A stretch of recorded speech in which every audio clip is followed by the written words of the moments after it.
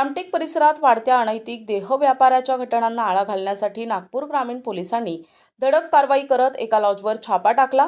या कारवाईतून एका पीडित महिलेची सुटका करण्यात आली असून अनैतिक व्यापार चालविणाऱ्या 6 जणांवर गुन्हा दाखल करण्यात आला असून 3 आरोपींना अटक करण्यात आली आहे।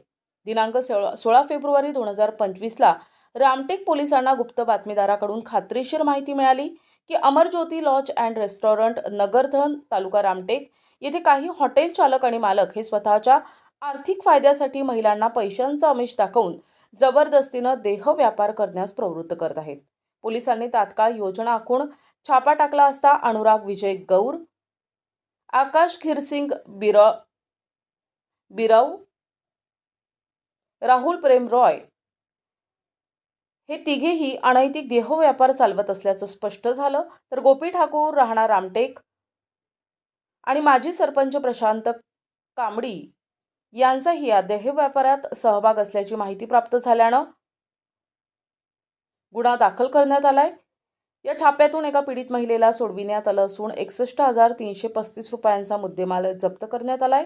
रामटेक ठाण्यात 6 जणांविरुद्ध गुन्हा दाखल करण्यात आला असून 3 जणांना अटक करण्यात आली आहे, तर 3 जण फरार असल्याची माहिती रामटेक ठाण्याचे पोलीस निरीक्षक आसाराम शेटे यांनी दिली आहे।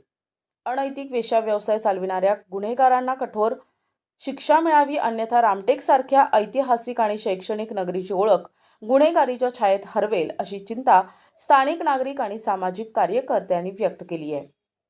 प्रतिनिधी अजय मेहरकुळे, NTV न्यूज मराठी, रामटेक, नागपूर।